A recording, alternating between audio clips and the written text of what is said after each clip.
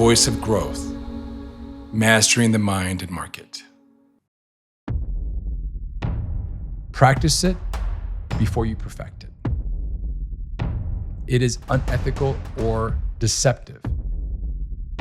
It's a quiet poise that has the most power. A younger version of me was very reactionary. In its purest form, confidence is trust. That really was the gateway and the key for me to open up so many doors. Failure needs to be celebrated. Welcome back to the Voice of Growth podcast, Mastering the Mind and Market. My name is Manny Turan, and I'm your host.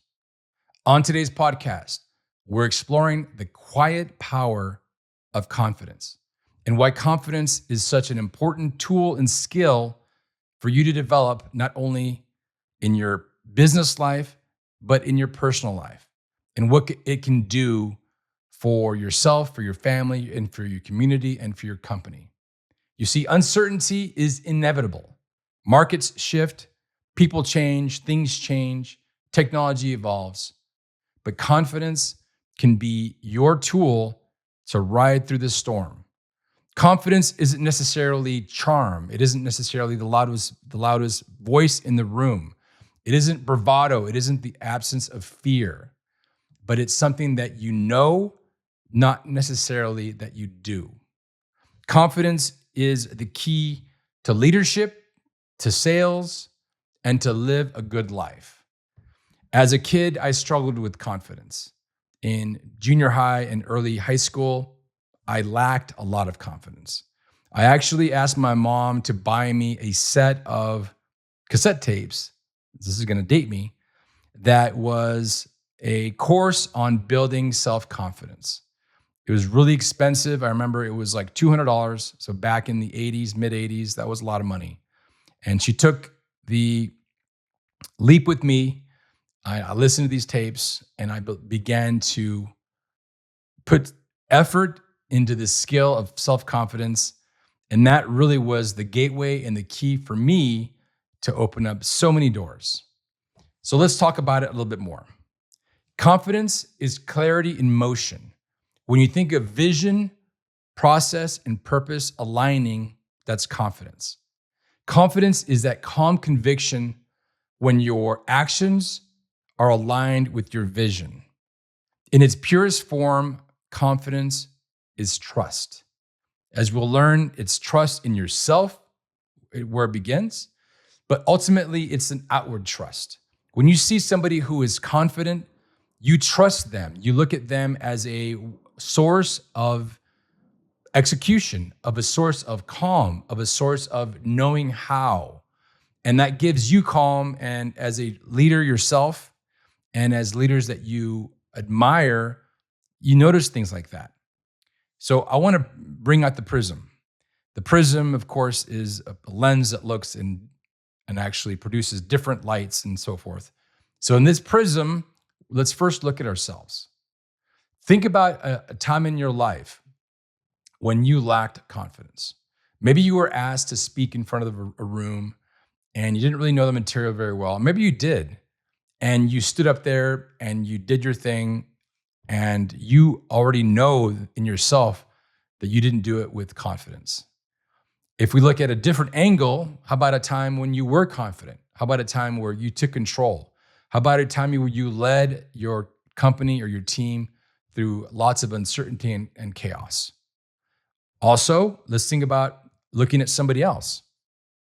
When you look at somebody else and you know that they're confident, what are the elements that you see in them that illustrate that for you? Or what about the time when you're looking at somebody and you see a lack of confidence and you think to yourself, man, if they only had a little bit more confidence, they could have gotten the sale, or they could have delivered a better speech, or whatever it might have been. So confidence is one of these things that permeates our entire life, and it's something that needs to be developed. If you have confidence, it needs to be continuously developed. It's like going to the gym. You can get strong, but if you don't continue to go to the gym and put attention to it, you're going to fall back into weakness and frailty. And so the Stoic lens as it pertains to confidence is really not about, it's more about the control of a response, not the control of the outcome. We've talked about in many podcasts before about how Stoicism is about the response to something rather than a way to control that. Control is a myth. There are very, very, very few things you can control. And the number one thing you can control is here between your ears. Control is something that I struggled with my whole life as well.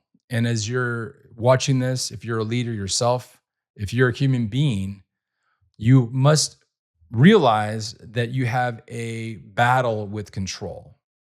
I battle with control on a daily basis. I want to control things, whether it's driving to work and somebody cuts you off, whether it's a conversation with one of my sons, whether it's something that happens in business. You want to control these things and you get frustrated when you can't. But confidence is the underlying piece or element that gives you that calm under chaos. It's an element of true leadership. And Stoicism teaches us that peace isn't found in what you can't control, but mastering the response. And certainly it's something that is a lot more easily said than done. So, where does confidence come from? Confidence in business, for instance, needs to come from confidence in yourself. It's that personal clarity that it needs to start from. I mentioned trust earlier. When you trust yourself to make good decisions, when you trust your team, when you trust the process, those are all elements that add to the confidence side. When you struggle, when you question, and I'm going to come back to that in a second, when you second guess, those are elements that take away from confidence. Now, there's nothing wrong with questioning. As a matter of fact, it is a very important part of business, of politics, of our daily life. It's okay to question. And you can have these things inside of you that you question all the time. Nothing wrong with that. But it's more about coming back to your vision. What is your vision? I'm not talking about some lofty business vision that you just write down and put on the board. I'm talking about what is your internal vision? What is it you want for yourself in life? The clearer you can get on that, the clearer that it can come out in your actions and your words, and that is confidence. When you take that personal vision and you map it onto your business vision, and your entire team understands what the vision is, that tool, those dots connected, is confidence. Leaders succeed not by removing uncertainty from whatever you're dealing with, but from designing a mindset and a system that's adaptable to it. There's lots of examples in business that you can just YouTube at any point in time. You can talk about Steve Jobs, Bill Gates, even Elon Musk. Look at them sitting on that stage giving interviews. They trust themselves enormously, and it comes out in the form of confidence. We've broken down confidence into the following structure: preparation, precision, and presence. Preparation means you know your stuff. That builds certainty. These are habits and systems and ultimately identities that turn your fear into focus, that really gel and give you something to work towards. Preparation is such an underrated tool to use. Preparation is the night before you give a speech, or maybe even a week before that, you're preparing daily. So you understand, you stand up there and you give it cold. You deliver it cold and you stand confidently. So your body itself exudes that confidence. But then your words and your actions show it at every second of your presentation. Preparation is so important. The next thing is precision. Precision is a word that's oftentimes misconstrued. There's this precision and accuracy debate. So if I'm an archer, precision means that I'm shooting my arrows within a very narrow band. Accuracy means I'm getting closer to the bullseye. I can have one near the bullseye, I can have one here, one there. But when you add precision and accuracy together, that means that your grouping is right by the bullseye. What I'm talking about here in precision has to have an element of accuracy as well. This is where we sharpen the saw. This is where we're going through and practicing and communicating with whatever means that we're using, whether it's a presentation or this podcast or whatever. It's delivering on mark or as close as the mark as possible every single time. Now, does that mean you're not going to miss every once in a while or hit one way out of the norm? Of course. But it's coming back. It's a mindset. It's not a deliberate action per se. It's a mindset. So preparation, precision, and then presence. Presence means you show up, you speak up, you stand out. Now, confidence doesn't mean loud. I have seen CEOs deliver the most impeccable presentation, full of confidence, full of calm, full of such inspiration at a voice that is just about this loud. You don't have to be loud. You don't have to be gregarious. You don't even have to be a person that is an extrovert. You can be an introvert and have full confidence, deliver your speech, deliver your presentation, talk to your team, talk to your vendors, whatever it might be, that confidence is there. As a matter of fact, I believe, and there's data to support this, that when you speak less, your voice is louder. I do this all the time. I sit in a situation, especially if there's other CEOs around the table or there's another conversation happening. I was recently part of a panel and I listen and I formulate. I do the preparation and the precision in my head. So when I do speak, the presence is there and I'm able to deliver a very impactful phrase or thought or concept by remaining quiet most of the time. When you're just trying to get that last word out there all the time, it actually takes away from your perception of your others' perception of you, I should say, of your confidence. Those who speak very strongly, confidently, with very few words, those are the ones that get heard. Now, this is kind of against or contra what we believe confidence to be. We believe it has to do with being loud and being the one that's center stage all the time and being the one that is getting people on their side and whatever it might be. You know, I did a recent podcast on polarization and how as a nation, as a community, as a world, we're becoming more and more polarized. Someone that is confident can have a conversation, some might even say an argument with somebody, but because they are confident in their own self, in their beliefs, in their values, in their vision, then they are unfazed by the other side. The other side could attack them. The other side can try to knock them down, whether it's their argument or even personally. But someone who's confident that is sure in themselves will speak their mind and give the other person grace to speak their mind. That other piece, that other giving them grace is very difficult in light of a passionate argument or conversation that might be happening. If you are strong and have convictions and have confidence in your ideals, your vision, stand out, stand in place. You can deliver your message, you can deliver your thoughts without raising your voice, without getting all wound up or your blood pressure rising. And I'll tell you this, it's something that's very difficult to do, something that I practice on a daily basis. I don't get into very many arguments anymore. And I say anymore because a younger version of me was very reactionary. I would take a lot of things personally. I would lash out, and my words were once coated with poison. I had this like snake tongue. And every once in a while it comes through.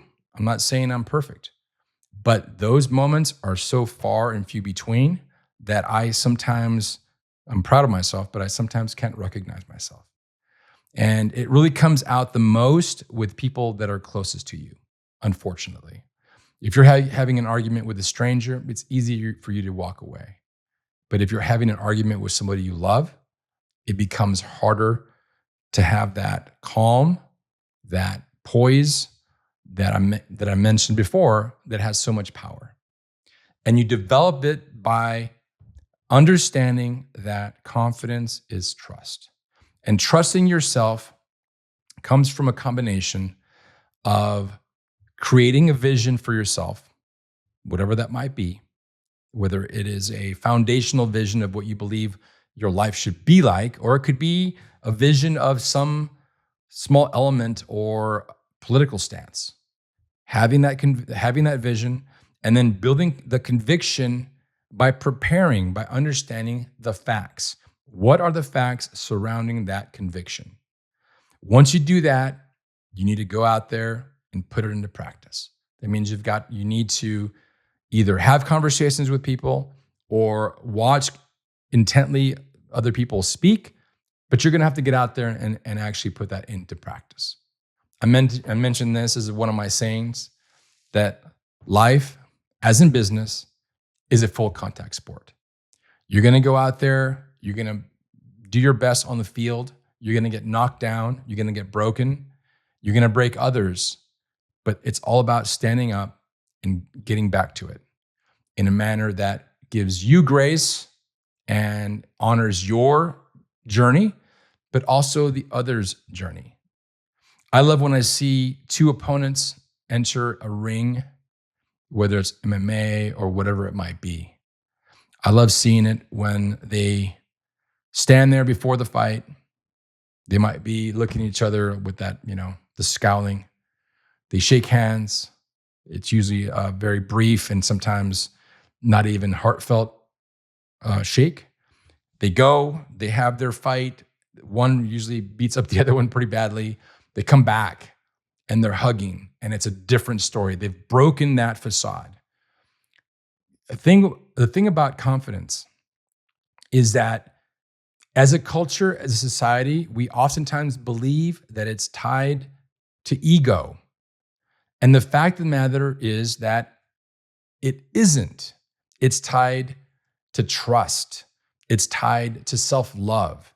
It's tied to the love of the game of life, the game of business. That's where it comes from. But really, we struggle because usually ego takes control.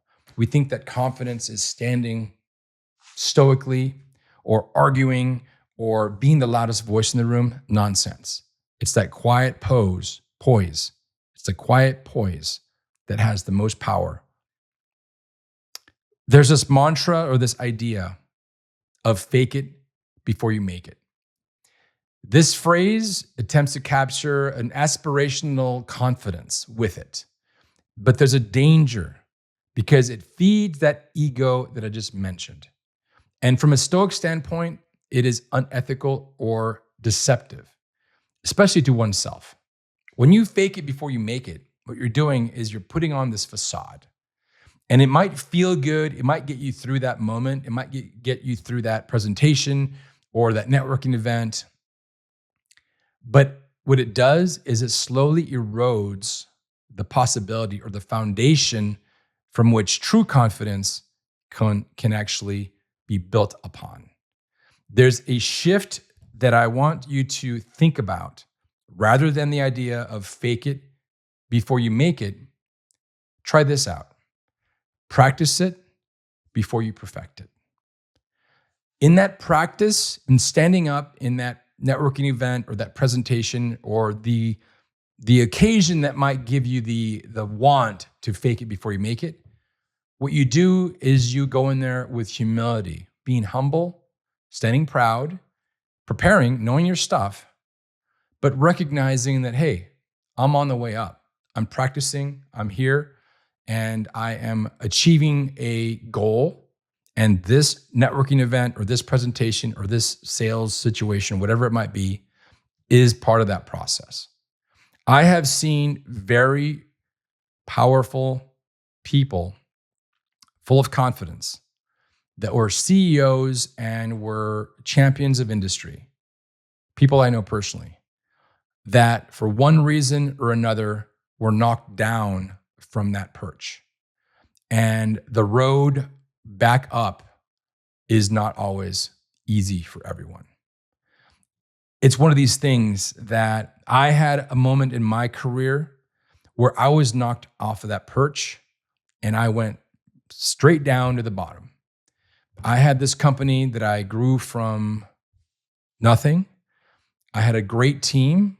I had a lot of luck and I grew it very quickly, brought amazing people to the table, bought a big building, had all these amazing things happening, not necessarily all because of me, but I was the leader that sparked that whole endeavor. And ultimately, that whole thing came crashing down. I've talked about this in the past because it's such an important thing for me. It's where I got my PhD in business. As Terra, for me, was a monumental and transformative time in my life. Having been knocked off of that perch, by my own doing, by the way, this is what's crazy. We can talk about regulations, we can talk about market shifts, we can talk about whatever. Ultimately, it was me that made the decision to do X or to do Y that resulted in the demise of this vision, this dream realized called as Terra. That moment when I shifted from blaming others, blaming the market, blaming customers, blaming employees, blaming whatever, to sitting in my own filth and blaming myself. It sounds like a self-deprecating situation, but it's immensely powerful.